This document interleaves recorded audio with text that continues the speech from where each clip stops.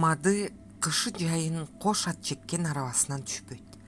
Ал башкалардай болуп, арабасынын үстүндө талтайып тике тура калып, камчысын асмандата тегерете булгап, кыштакты жара калдыратып катууда айдабайт. Арабанын бир жак кырына жалпайып отуруп алып, кыска гана ышкырып, узун тизгинин силкип коет да, саал кылыр көзү менен айланасына таңдангандай шыкырая карап кете берет. Жаздыр күздүр семиз этинен жазбаган коёндой окшош каражал тору аттары анча мынча учурда эле жортуп койбосо, керилип жай баскан басыгынан жазышпайт. Ушунча жылдан бери башка ишке койгун деп бригадирге Мады бир да жолу даттанган жок. Анткени бул иши өзүнө жагат. Палан жакка жөнөгүн десе, күн түн дебей, кара жамгыр кыш дебей, камыт моюнчактарын көтөрүп чыгып, негедир бир нерселер жөнүндө күңкүлдөп сүйлөнүп, окшош тору аттарын арабасына чейгүүгө камынат. Кубаныч капасы түк сезилбеген салыңкы кабактуу кара сур жүзү ар убак бир калыпта. Мадынын атасы 60 жаштардан ашып калган чоң сакалдуу адам. Анын 4 уул, 2 кызы бар. Чоң уулдарын үйлөндүргөнүнө көп жылдар болуп калды. Эмки кезек Мадыныкы. Ошунча үй бүлө бир казандан аш ичип, ынтымактуу жашап турушат. Анткени Касымдын байбичеси дымактуу жан. Келин кесек уул кыздарын бириктире бек кармап, ушул үйдүн туруму болуп, тиричиликтерин кыймылдатып турат. Касым менен кемпиринин кийинки кездердеги негизги ою Мадыны үйлөндүрүү. Касым көпкө чейин өз ичинен азыркы жаштар өздөрү таап алышат тура, Мады да бир күнү бир кызды колдон жетелеп кирип келээр деп жүрдү. Бирок Мады анте алган жок. Ой, Мадынын жашы 24кө кадам коюп бартат. Бул биздин үй бүлө үчүн күнөө эмеспи? Эл эмне деп жатат болду экен? Касым чыдай албай өзүнчө сөгүнүп, тынчы кете баштады. Мадынын жүүнүнүн боштугуна сөгүндү. Касым ошондо гана коңшулаш айылдагы картаң тайжесинин бойго жеткен 2 кызы бар экенин эстеп, ичинен ойлонуп калды. Күн кечтеп бараткан эле. Касым чоң курсак кара бээсин токуп минип, жантая бастырып, тайжесиникине барып түштү. Картаң тайжеси Касымдын унутпай келгенине аябай сүйүндү. Бара-бара балдар алысташып баратышат, сөөк жаңыртсак деп келдим, деди Касым чайдан урутап отуруп. Кемпир Касымдын жүзүнө ишенбегендей сестене карап, анан эмшиңдеп чала була ыйлап да жиберди. Ооба, Кудай өмүр берсин сага, Касым, деди кемпир. Менин эчкиникиндей гана жашым калды. Кыздар болсо 5 күндүк мейман. Там ташым, бак дарагым турат. Баш көз болор адам калса, 2 көзүм төрт. Мадыңды мага бер. Айгүл экөөнү тиги үйгө киргизип коем. Кичүү кызым өз тууруна конгончо биз мында болобуз. Касым бул ойго аябай макул болуп, тынымсыз баш ийкеп отурду. Арадан көп өтпөй эле той өткөрүлүп, Мады Айгүлдүн үстүнө кирип келди. 2 жаш мурунку кездерде ата энелери аркылуу тайке жээн катары анда-санда гана көрүшүп жүрүшсө да, көп өтпөй эле кандайдыр бир күч аларды бекем тартып, бат эле байыралыша, кыйышпастай болуп кетишти. Мады сүйкүмдүү Айгүлүнө ыраазычылык түр менен канааттана тиктеп, жүрөгү элжиреп сүйүнөт, өз бактысына ичтен күңгүрөнүп ыраазычылык айтат. Бул жерге келгенден кийин да ат араба колуна тийди. Мады өз сүйгөн ишин улантты. Эртели кеч колу бошой калганда күдүңдөп үй чарбачылыгын иштейт. Арык тартып, багынын ичине суу жүргүзөт. Там ташынын бузулган, тешилген жерлерин оңдойт. Буга ичи жылган кайненеси тапканын оозуна кармап, баардык иште анын кеңешин сурайт. Бир үй бүлөнүн башчысы катары урматтоо менен мамиле кылат. Эреркей түшкөн Мады баарын өзү билген киши катары эч кимден кеңешсиз эле арыктан суу жыгып келип, аңгазып ылай жасады. Кайненеси чыгып алаканын маңдайына серепчилей араң көрүп Мадыга карай кобурады. Убараланган айланайын, муну эмне кыласың?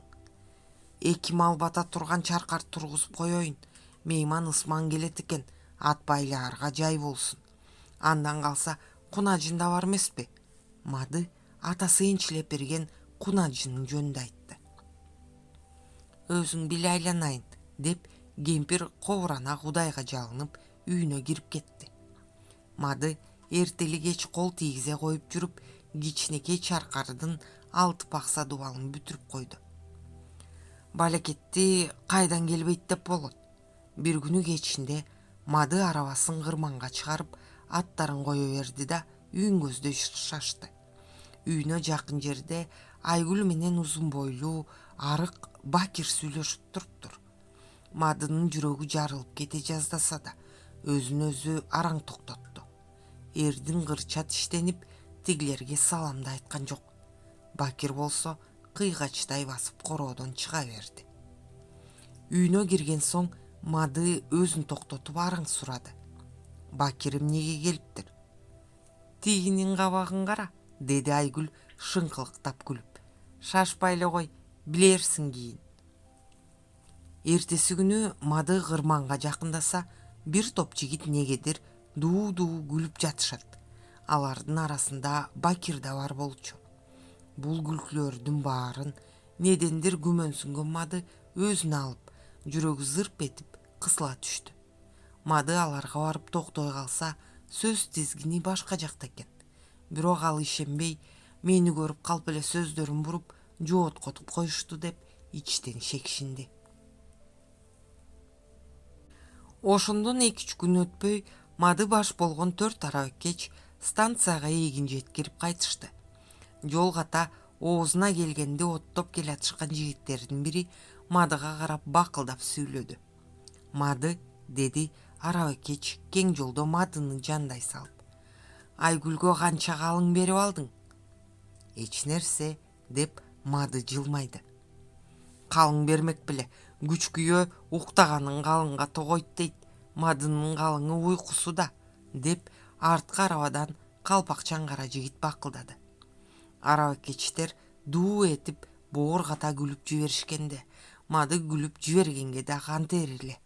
Бирок ал анткен жок, тетрисинче мостое түштү. Тигинин абалын байкай коюшкан жигиттер сөз тизгинин башка жака бурушту. Анткен менен жигиттердин башка нерселерге күлгөн күлкүлөрү да Мадыга октой тийип, жүрөгүн астыртан тилип жаткансыды.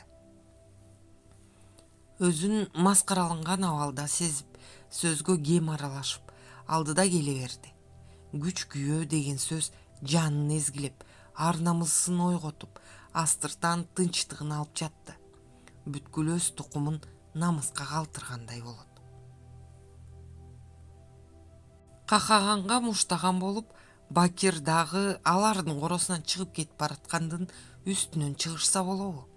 Бакир арабакечтер менен саламдашып, анан арабага отуруп жогору көздөй кетти. Бир кыйла узай беришкенде жигиттердин аңги күлкүсү дагы угулду. Мады муну кадиксиз өз жүрөгүнө алды. Үйүнө кирген соң көпкө чейин сүйлөбөй отурду. Эмне кабагың жерге түшүп калган, же табың жокпу?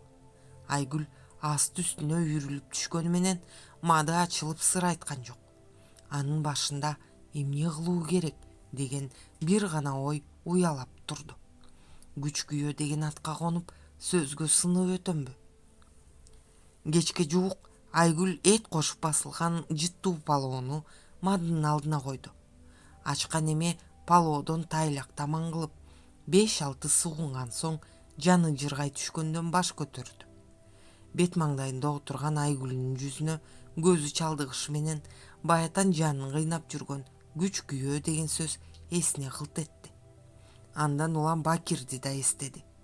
Мады жүзүн тырыштыра оокаттан четтеп атайынкы чачтанды. Палоонун тузу кем, деди Айгүлдүн жүзүнө тике карабай күңкүлдөп. Менин оозума андай учурабайт го. Көп өтпөй дагы күңкүлдөп койду. палоо кылатмиш сабизинде өлтүрө кууруй албапсың. Мындан артыгы күйүк даамданып калбайбы? Күрүчтү ысык сууга көп уютупсуң, эзилип ботко болуп кетишке аз калыптыр. Айгүл эми ичинен тырчый түшүп, бирок сүйлөгөн жок. Сен күрүчтү дайыма бузасың. Менин апам палоону кандай сонун жасайт. Айгүл мунун себебин окуялар бекемин дегенсип, жаш баланын сыңары кежирленген Мадынын жүзүнө карап турду. Сенин колуңдан бир жолу да палоо жегенге окшободум. Апам палоону кандай сонун жасайт.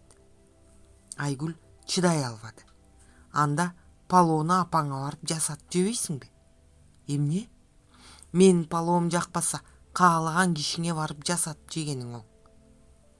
Ушундайбы? Анан кандай болмок эле? Мады ордунан ыргып туруп сыртка чыкты да атасы уй кылып алгыла деп энчилеп берген кызыл кунаажынды казыктан чечип жетелеп, жулкуна басып жолго чыкты. Айгүл кантты экен деген ой менен артына кылчайды эле жакында эле өзү уруп бүтүргөн 6 пакса дубалы көзүнө урунду. Бир жолу кайрылгыс болоюн деп күңкүлдөп артына бурулду да кунаажынды тереке байлап, анан кетменди колуна алып, жаңы дубалдын 4 тарабын 4 жакты көздөй уратып кирди. Айгүл үйүнүн бурчунан үн катпай гана карап турду. Мады дубалды уратып бүтүп, кунаажынын жетелеп жөнөй бергенде Айгүл бетин баса каткырып күлүп үйүнө кирип кетти. Мады кечке жуук ата-энесиникине жете келди. Кечки тамакка камурунуп жаткан апасы да, төрдө кынтайып жаткан атасы да ордунан тура калды. Алар адегенде чочуп кетишкен эле. Иштин жайын жай угушкан соң Касым чал тиш тиккендей тиштенип түк сөз кошкон жок. Апасы болсо жемелеп чукалап бир паста жетесине жетти. Мады апасынын дымактуу үнүнөн, анын жемесинен бир канча жаттыга түшкөн эле. Кечки тамакта апасы башка балдарынын, неберелеринин катарында Мадыга да бир кесе кесме ашты колуна карматты. Күндөгүдөй өнтөлөп аны төрдүн төбөсүнө өткөрүштү ойлогон эч ким болгон жок. Көптүн катарында аштын суюгу, нандын күйүгү тийгенине да ыкрал болду. Жатар мезгилде болсо казан аяк туруучу дализдин артындагы эски ордуна төшөк салып беришти. Керебетке жатып жаман үйрөнө түшкөн неме таң аткыча тынчы кетип уктай албай чыкты. Ал дароо эле баягы эски кейпине келип калгандыгын сезди. Арадан 2 аптадай убакыт өткөн соң Айгүлдүн сиңдисин баягы узун бойлуу Арык Бакир алгандыгын укту. Мадынын жүрөгү кабынан чыгардай туйлап, эмне кыларын билбей, эч кимден кеңеш да сурай албай, башын жерге салып, эрдин кырча тиштенип, өзүнчө тунжурап отурду. Бакирдин колу жука жигит экендигин, андан улам азыр калың же болбосо той тополоңго каражаты жоктуктан ошентип жашырын качырып алууга кыздын эжеси менен ачык сүйлөшүп жүргөндүгүн аргасыз эми эсине келтирди. Мадынын ичи туз куйгандай ачышып, төшөгүнө көмкөрөсүнөн кулап түштү. Бирок ал түнү бою кирпиктүү көзүн каккан жок. Айгүл жөнүндө аны менен өткөргөн укмуштай таттуу түндөрүн бир-бирден көз алдынан өткөрүп чыкты. Ошол эң сонун күндөрүнүн баасын ал биринчи жолу сезди. Дал ошол бактыман айрылып калган жокмунбу деген пикир оюна кылт эткенде жүрөгү оозуна каптала түштү. Мады улам сыртка чыгып таңды күттү. Түн бүгүнкүдөй эч качан узун болбос. Кантип барамын деген ойдагы сокур намызын ойготуп, жүрөгүнө найза болуп тирелип турду. Таңга жакын Мады сокур намысын тепсеп жолго чыкты. Ал жеткенде Айгүл али төшөктөн туруп сыртка чыга элек экен. Үйгө кирип барууга дити чыдабай, Мады кайсалаңдап калды. Айгүлү анын алдында ушунчалык сүрдүү да, каардуу да учурап турду. Ал үйгө кире албай, кайгуулданып сыртта жүрүп, баягы өзү бузган дубалынын ордун көрдү. Дубалдын кесектери аркы терки ураган бойдон жаткан болчу.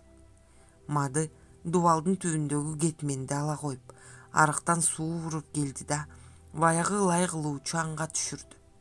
Аңдын чекебелин казгыламыш болуп жатканда Айгүл сыртка чыгып акырын басып жакын келди да үнүн токтоо чыгарып унчукту. Сиз дубал ура турган мендикерсизби? Бизге мендикер керек эмес. Жок, деди Мады колунун арты менен маңдай терин сүртүнө бош сүйлөп. Дубал кыйшык урулуп калгандыктан оңдо урайын деп эле бузгамын, деп койду. Каналдын өсүшү үчүн подписаться баскычын басууну унутпаңыздар.